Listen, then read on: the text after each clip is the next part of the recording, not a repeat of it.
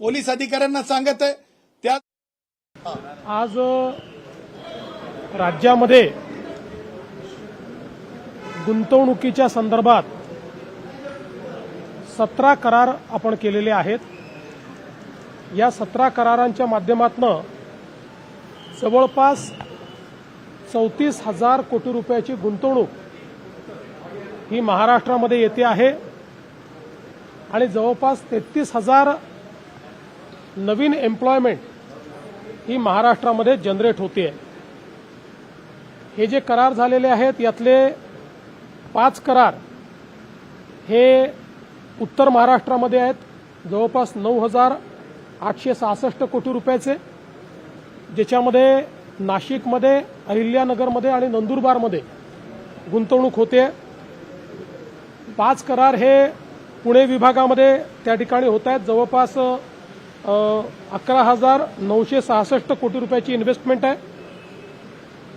6 करार हे विदर्भामध्ये होत आहेत, जे 11,642 कोटी रुपयाचे आहेत आणि गडचिरोली, चंद्रपूर आणि नागपूर या भागामध्ये ही इन्व्हेस्टमेंट होणार आहे आणि 3,000 कोटी रुपयाची इन्व्हेस्टमेंट ही रायगडमध्ये आहे, ज्यामध्ये मोठ्या प्रमाणात त्या ठिकाणी एम्प्लॉयमेंट देखील जनरेट होणार आहे।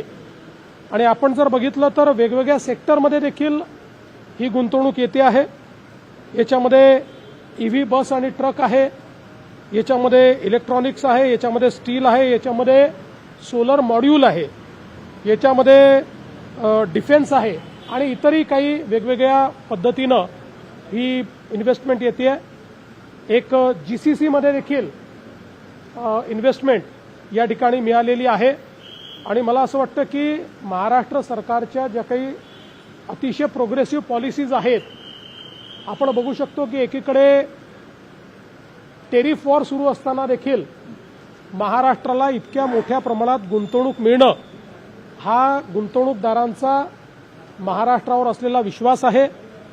आपल्या उद्योग विभागाच्या माध्यमातून ज्या प्रकारे आपण मैत्रीसारखं एक पोर्टल तयार करून उद्योजकांना end to end digital experience दिलेला आहे, त्यांच्या गुंतवणुकीत सगळ्या मान्यता आपण त्यांना देतो आणि लवकरच आम्ही 100% जे लँड अलॉटमेंट आहे त्याचे डिजिटल पोर्टल सुरू करतो। त्यामुळे अशी अतिशय ट्रान्सपरंटली या ठिकाणी एक एक्सपिरियन्स हा गुंतवणूकदारांना येत असल्यामुळे मोठ्या प्रमाणात गुंतवणूक या ठिकाणी वाढते आहे आणि पुढच्याही काळात अशाच प्रकारे गुंतवणूक आपल्याला पाहायला मिळेल। सर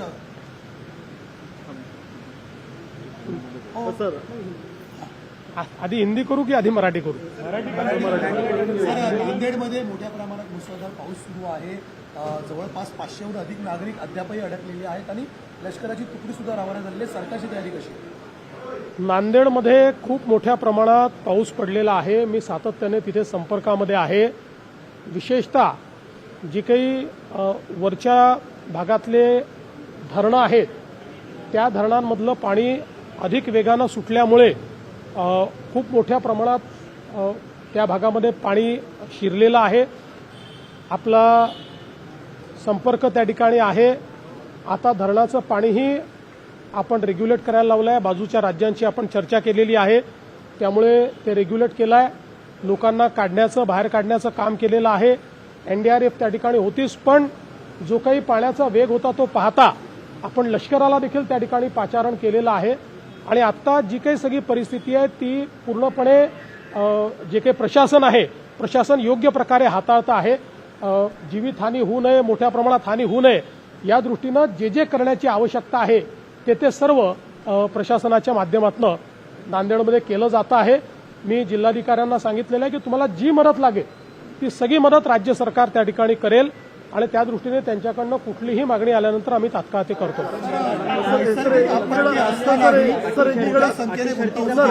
दिसत नाही आंदोलकांकडून, पण त्यामुळे मुंबईवरती ज्या पद्धतीनं भार वाढतो आहे, ट्रॅफिक जाम झालेला आहे, या संदर्भात आपण काही मला असं वाटतं की आज सकाळी आंदोलक त्या ठिकाणी आलेले आहेत। श्री मनोज जरांगे पाटील हे उपोषणाला बसले आहेत त्यांनी देखील सगळ्यांना आवाहन केलेलं आहे की आपल्याला नियमाने उपोषण करायचं आहे आणि सगळ्यांना सहकार्य करण्याचं आवाहन केलं आहे. शासनाची पण भूमिका सहकार्याचीच आहे, कारण आम्ही पहिल्या दिवशीपासून सांगितलं की लोकशाही पद्धतीनं एखादं आंदोलन जर चालत असेल तर त्या आंदोलनाला कुठलीच मनाई करण्याचं कारण नाही आहे. लोकशाहीमध्ये चर्चेतनं प्रश्न सोडवायचे असतात, आंदोलन त्याचा एक मार्ग असतो. त्यामुळे अशा प्रकारच्या आंदोलनाला जे काही सहकार्य पाहिजे ते सरकारच्या वतीनं आम्ही करतो. विशेषतः माननीय उच्च न्यायालयाने जे काही आदेश दिले आहेत त्या आदेशानुरूप त्या ठिकाणी सगळं सहकार्य चाललंय. हे खरं आहे की काही तुरळक प्रमाणात आंदोलकांनी काही ठिकाणी रास्ता रोको केला, थोडं ट्रॅफिक डिस्ट्रप्शन केलं, पण पोलिसांनी त्यांच्याशी चर्चा केल्यानंतर त्याही ठिकाणी आंदोलकांनी सहकार्य केलेलं आहे आणि त्या जागा मोकळ्या केलेल्या आहेत. पण अर्थात इतक्या मोठ्या प्रमाणात लोक आल्यानंतर काही ना काही ट्रॅफिकचं डिस्ट्रप्शन हे होत असतं. ते डिस्ट्रप्शन झालेलं आपल्याला पाहायला मिळतंय. अर्थात या सगळ्या गोष्टींमध्ये एकाच गोष्टीची खबरदारी निश्चितपणे घ्यावी लागेल की काही लोकच जरा वेगळ्या पद्धतीनं वागतात आणि त्यांनी मग संपूर्ण आंदोलनाला गालबोट लागतं. तर अशा प्रकारे कोणी वागू नये याच्याकडे लक्ष द्यावं लागेल. आणि मला असं वाटतं की श्री मनोज जरांगे पाटील यांनीही तशाच प्रकारचं आव्हान केलेलं आहे की कोणीही अलोकतांत्रिक पद्धतीनं किंवा आडमुठेपणानं या ठिकाणी वागू नये. शेवटी मी देखील सगळ्या आंदोलकांना हेच आवाहन करणार आहे, कारण आज त्या ठिकाणी जे काही चाललेलं आहे ते माननीय उच्च न्यायालयाने दिलेल्या निर्देशानुसार प्रशासनाला काम करावं लागणार आहे. आता हे काही शासनाच्या निर्देशाने नाही आहे, उच्च न्यायालयाच्या निर्देशांनी प्रशासन काम करणार आहे. त्यामुळे प्रशासनावरही काही बंधनं त्या ठिकाणी जी काही उच्च न्यायालयाने टाकलेली आहेत ती त्यांना पाळावी लागतील. अर्थात त्या बंधनात राहून लोकशाही पद्धतीनं सगळं सहकार्य हे त्या ठिकाणी प्रशासनही करत आहे आणि सरकारचंही त्या संदर्भात कुठलंही वेगळं मत नाहीये. एक दिवसाची अट असताना सुद्धा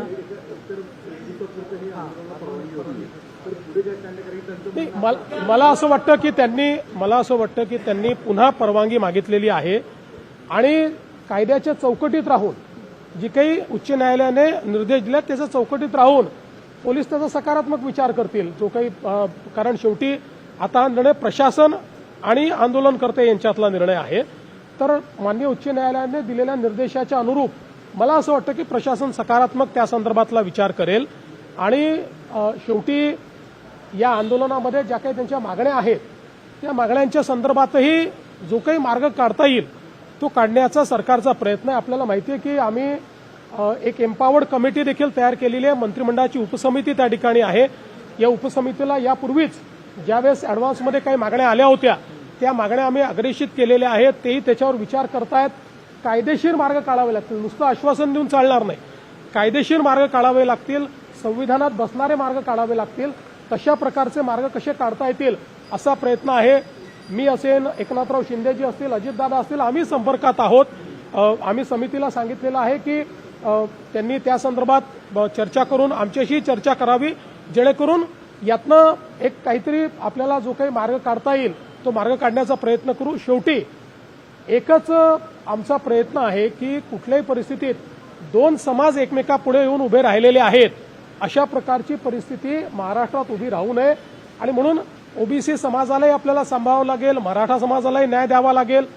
आणि शेवटी मी पुन्हा एकदा सांगतो की आपण हे सगळ्यांनी बघितलेलं आहे की गेल्या 10 वर्षामध्येच जेवढा काळ आमचं पहिलं युतीचं सरकार होतं, दुसरं युतीचं सरकार आणि आता तिसरं युतीचं सरकार, या काळातच मराठा समाजाला न्याय मिळालेला आहे. इतर कुठल्याही काळात मराठा समाजाला न्याय मिळालेला नाही.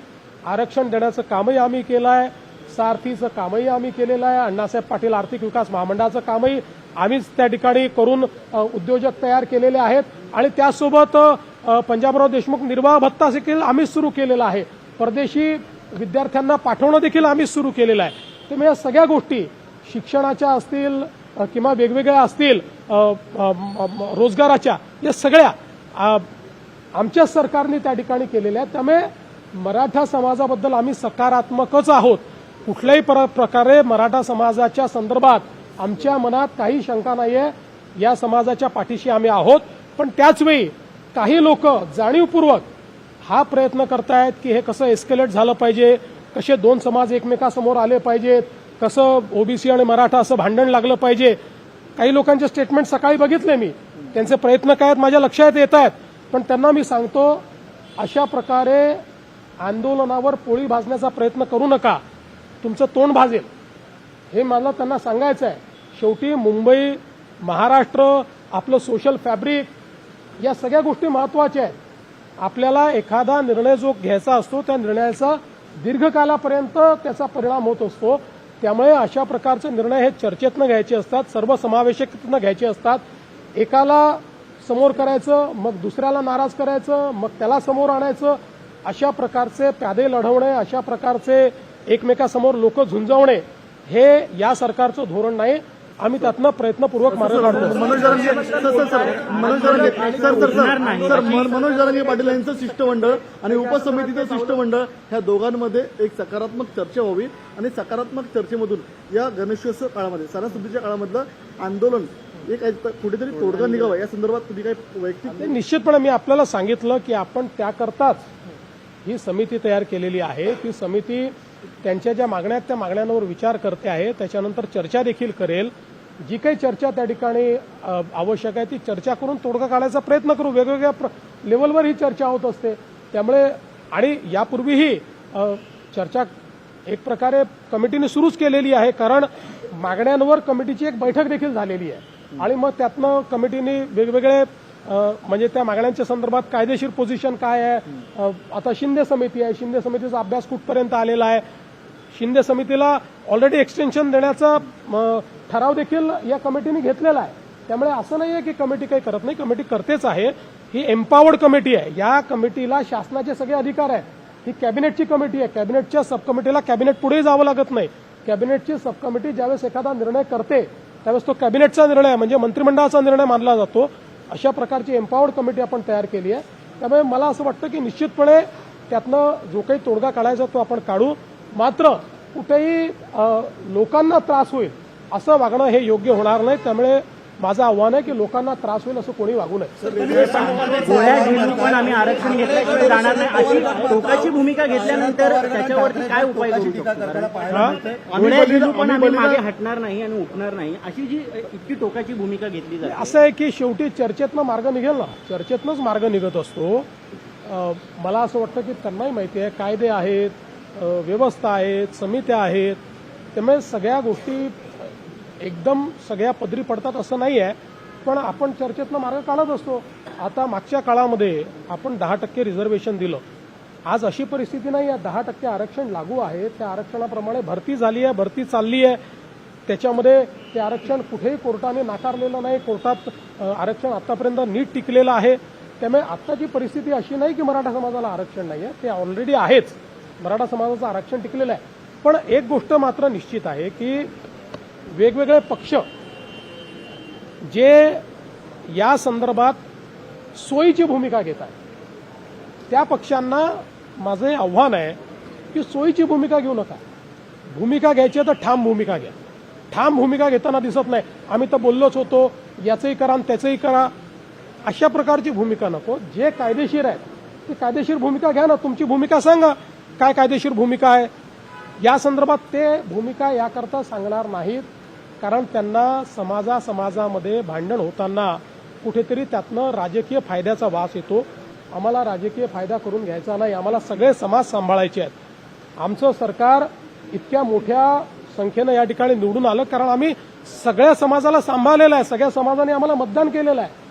त्याच्यामुळे आम्हाला सगळ्यांना सांभाळावं लागेल. सगळ्यांना सांभाळून सगळ्यांचे ॲस्पिरेशन्स जे आहेत ते ॲस्पिरेशन्स कसे पूर्ण करता येतील हे आम्हाला प्रयत्न करायचा आहे. उद्धव ठाकरे कह रहे हैं, उद्धव ठाकरे ओबीसी मधून मराठा समाजाला आरक्षण द्यावं अशी मागणी जरी जरांगे पाटील करत असले, काँग्रेस असेल किंवा ठाकरे गट असेल किंवा शरद पवार गट असेल ते मात्र यावरती ठाम भूमिका घेत नाही. सरकारने निर्णय घ्यावा असं उत्तर निर्वेद. म्हणूनच मी मागतो, कारण या सगळ्या लोकांनी मागच्या काळामध्ये याच्या संदर्भात एक सर्वपक्षीय बैठकीत ठराव करून सह्या केलेल्या आहेत. आपल्याला सगळ्यांना माहिती आहे. त्यांनी सह्या केलेल्या आहेत. त्यांचं पत्र आहे, पब्लिक डोमेनमध्ये पत्र आहे. त्यामुळे त्यांची भूमिका काय आहे ही त्या पत्रातनं बाहेर आलेली आहे. म्हणून मी म्हटलं की आता सोयीची भूमिका घेणं आणि लोकांची दिशाभूल करणं हे बंद केलं पाहिजे. या ठिकाणी आपल्याला महाराष्ट्राचं सोशल फॅब्रिक हे कसं नीट ठेवता येईल, आपली सामाजिक वीण ही कशी नीट ठेवता येईल, हा प्रयत्न आपल्याला करावा लागेल. सर, उद्धव ठाकरे आरोप लगा रहे हैं कि यूज एंड थ्रो पॉलिसी के तहत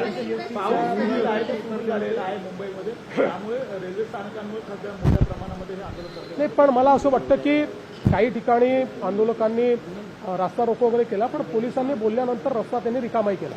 सर, हिंदी में जानना चाहेंगे कि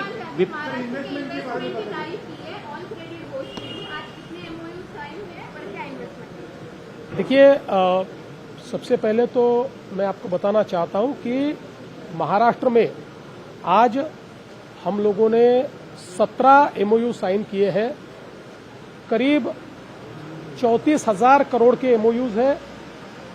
इसमें करीब 33,000 न्यू एम्प्लॉयमेंट जनरेट हो रही है.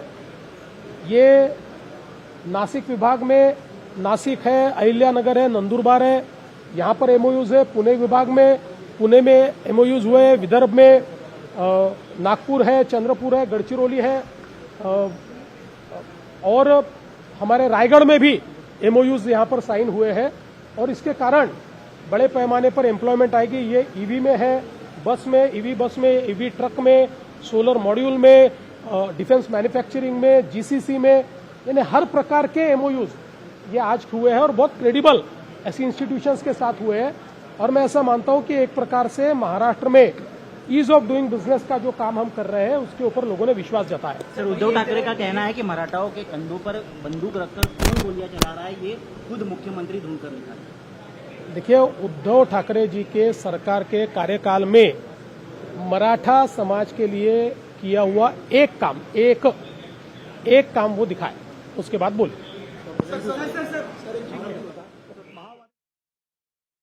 आंदोलनावर मुख्यमंत्री देवेंद्र फडणवीस यांची प्रतिक्रिया. 2 समाजात तेढ निर्माण करण्याचा काहींचा प्रयत्न सुरू आहे. कुणीही आडमुठेपणानं वागू नये असं देवेंद्र फडणवीस यांनी म्हटलंय. तर या ठिकाणी आता उच्च न्यायालयाच्या निर्देशानुसार सरकारचं सहकार्य आपण या ठिकाणी सुरू असल्याचंही फडणवीसांनी म्हटलंय. तर आंदोलनावर पोळी भाजण्याचा प्रयत्न करू नका, तुमचं तोंड भाजेल असा या ठिकाणी टोला फडणवीसांनी लगावलाय. 2 समाजात वाद पेटवण्याचा प्रयत्न हा केला जातोय.